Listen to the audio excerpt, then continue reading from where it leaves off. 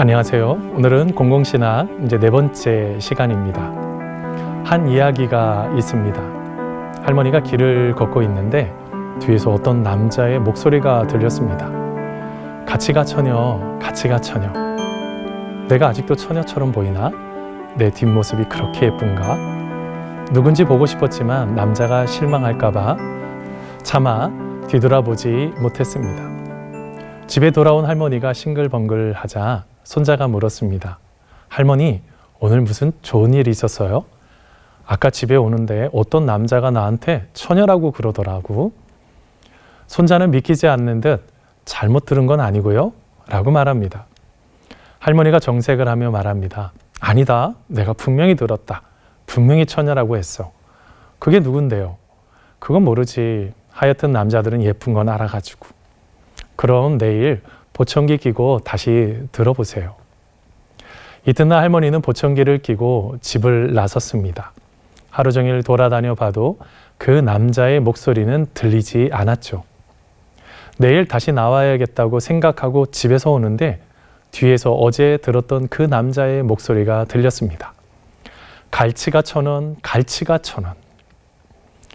이 이야기는 우리가 실제로 말하는 것보다 듣고 싶은 것만 듣는 경우가 얼마나 많은지에 대해 생각하게 만듭니다.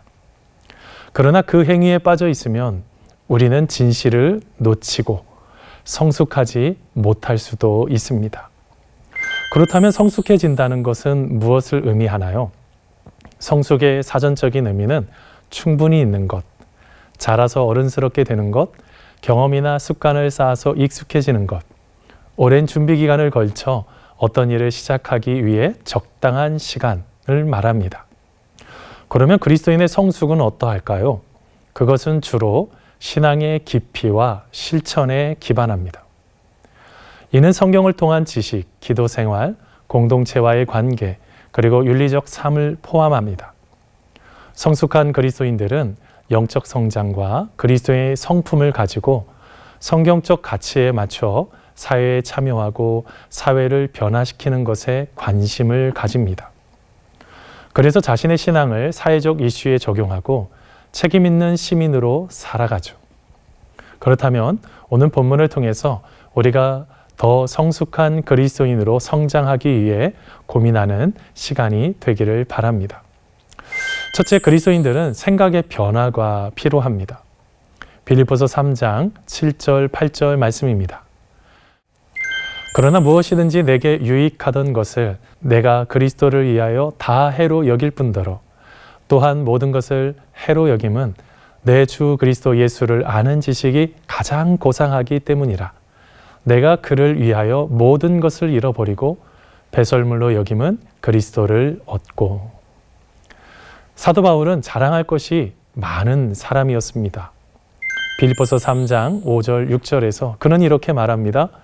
나는 8일 만에 할례를 받고 이스라엘 족속이요 베냐민 지파요 히브리인 중에 히브리인이요 율법으로는 바리새인이요 열심으로는 교회를 박해하고 율법의 의로는 흠이 없는 자라. 그는 좋은 스펙이 있었지만 놀라운 결정을 내렸습니다. 바울은 자신의 모든 성공이 예수님을 아는 것만큼 중요하지 않다는 것을 깨달았습니다. 빌립보서 3장 7절입니다. 그러나 무엇이든지 내게 유익하던 것을 내가 그리스도를 위하여 다 해로 여길 뿐더러. 여기서 해로 여길 뿐더러는 완료 시제로서 현재에 미치는 과거의 행동을 말합니다. 지금까지 영향을 미쳤다는 것입니다. 또한 사도 바울이 사용하고 있는 단어인 유익하다와 해로 여긴다란 헬러 단어의 의미는 회계 용어입니다. 유익하다는 말은 이익을 내다라는 뜻이고 해로 여긴다는 말은 손실한 것으로 여긴다는 의미입니다. 그는 자신의 삶에서 이익 또는 선이라고 생각했던 모든 것이 실제로는 예수님을 아는 것과 비교할 때 손실이었다고 말하고 있었습니다. 그는 심지어 예수님을 아는 것이 너무나 귀한 일이라 모든 것이 배설물과 같은 줄로 생각합니다. 라고 말합니다. 그는 예수님과의 관계가 그 무엇보다 소중하다고 가르칩니다. 그것은 예수님의 말씀이기도 하십니다. 누가복음 9장 62절입니다. 예수께서 이르시되 손에 쟁기를 잡고 뒤를 돌아보는 자는 하나님의 나라에 합당하지 아니하니라 하시니라.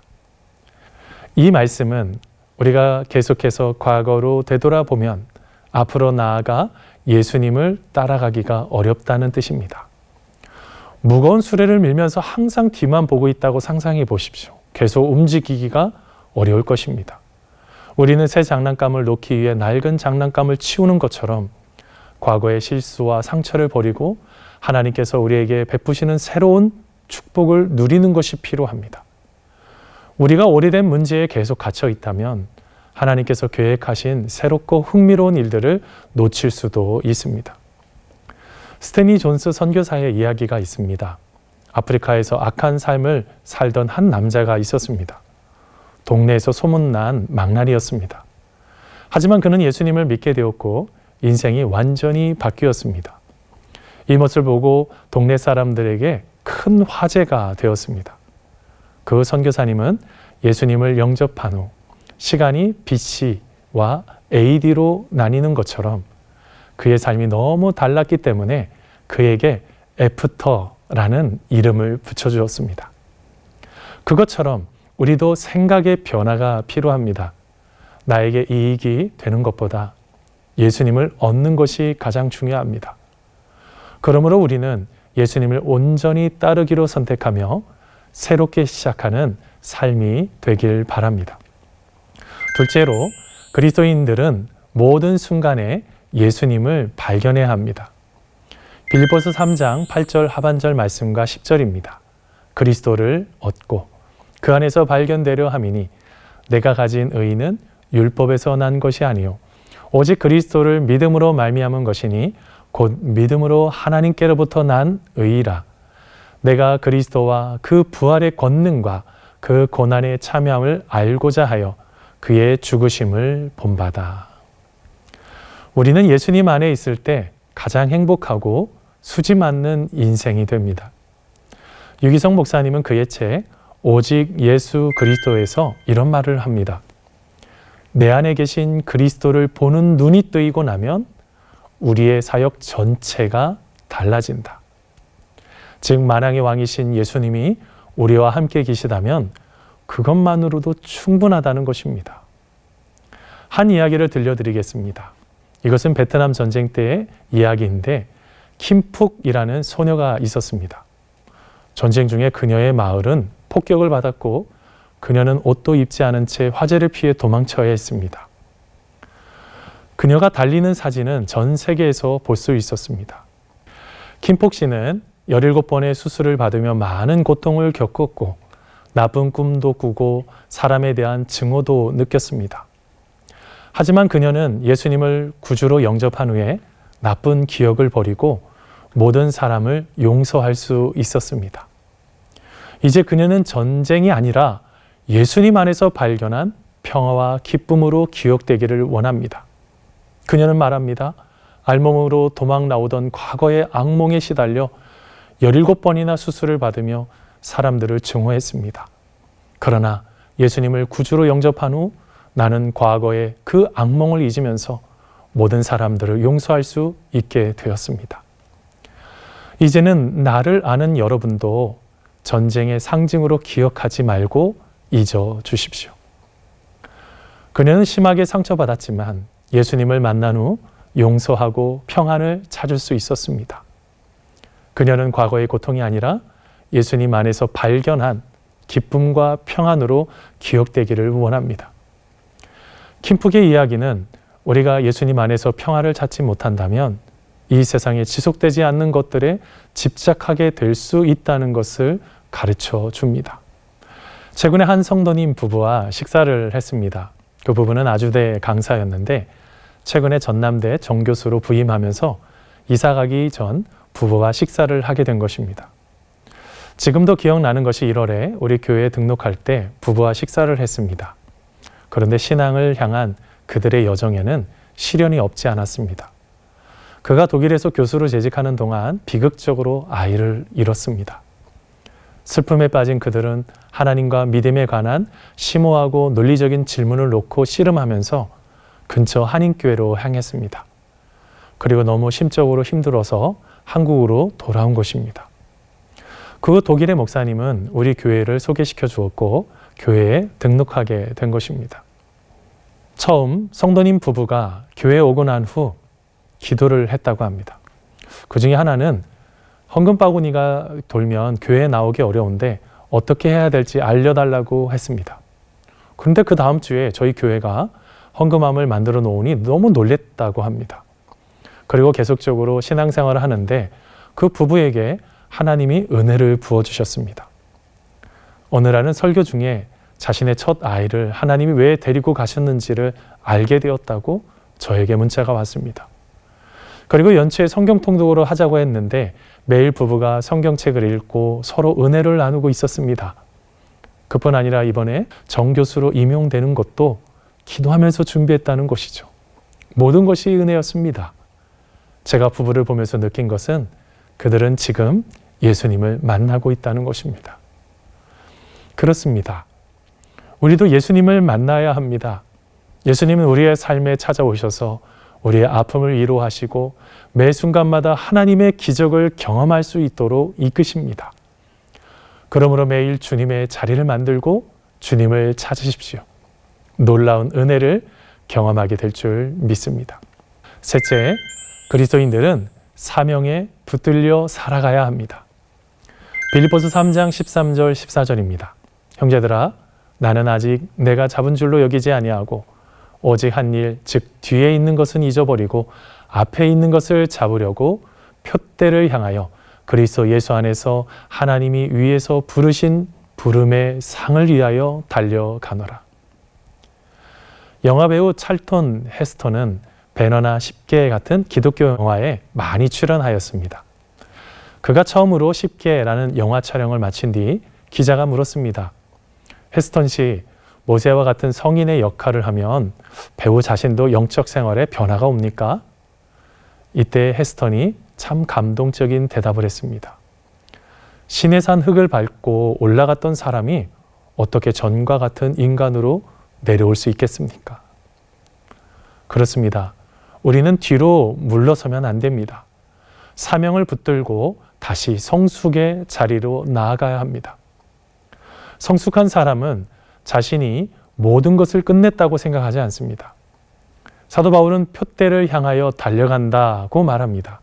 여기서 표대는 스케프토마이에서 유래하였는데 항상 바라보고 달려가야 할 목표를 가리킵니다. 또한 달려간다는 말씀은 디오코라는 단어로 동사 디오, 도망하다에서 유래한 것으로 뒤쫓다, 추구하다는 뜻입니다. 사냥개가 목표물에 집중하는 것처럼 무언가를 찾는 것을 의미합니다.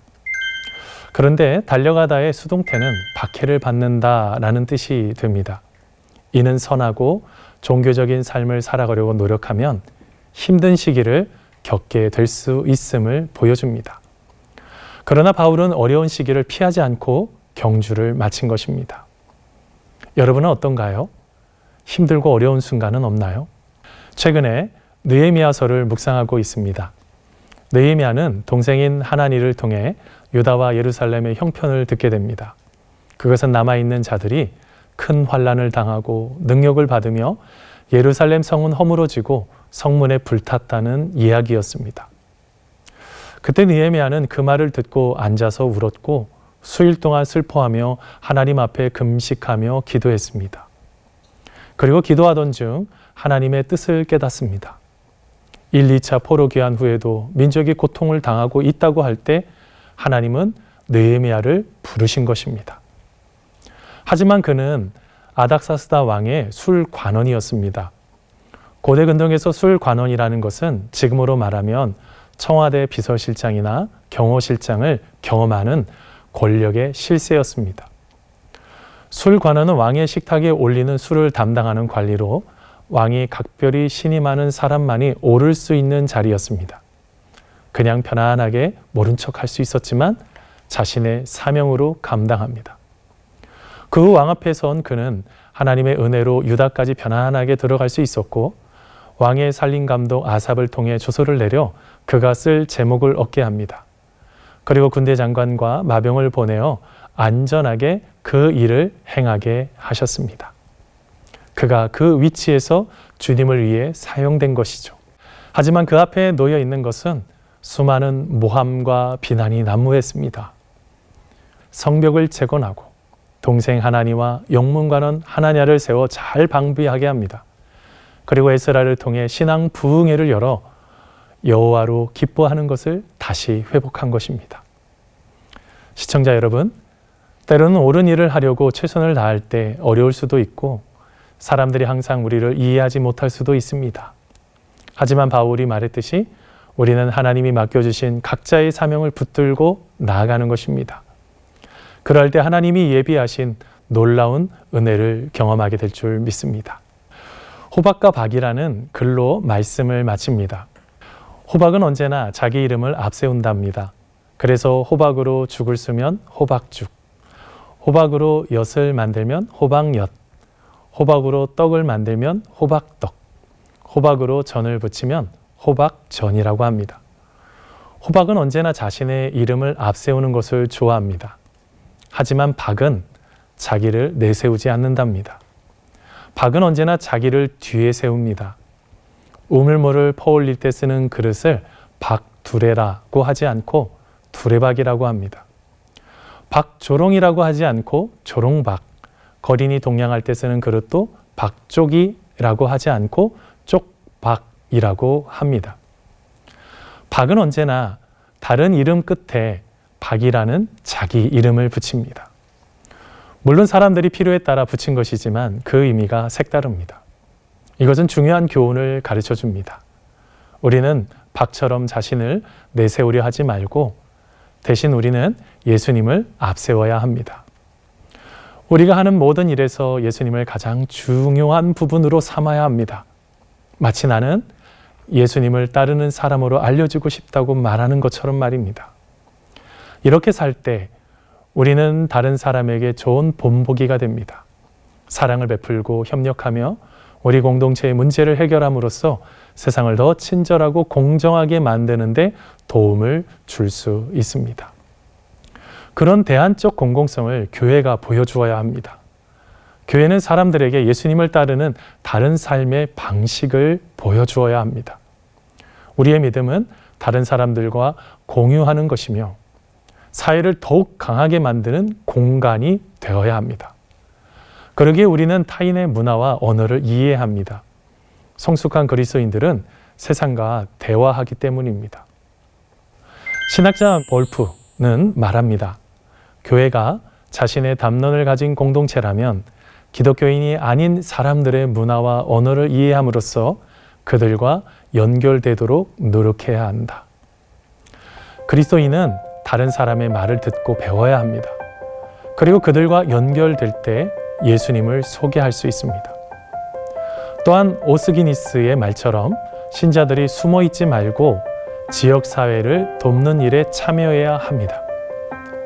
지금 시대에 하나님이 맡겨주신 우리의 삶이 장애 있습니다. 내 곁에 있는 자들의 아픔을 보고 값없이 섬길 때 예수님을 소개할 수 있는 성숙한 그리스도인이 될 수 있습니다. 그러므로 성숙한 그리스도인은 먼저 예수님을 더 깊이 알아야 합니다. 그리고 예수님이 보시는 아픔의 자리를 보고 그곳에서 섬기십시오. 책임 있는 시민으로 우리에게 주신 사명인 줄 알고 감당할 때 그곳에서 서로 대화하고 사랑하며 하나님의 백성으로 살아가는 삶이 될 줄 믿습니다.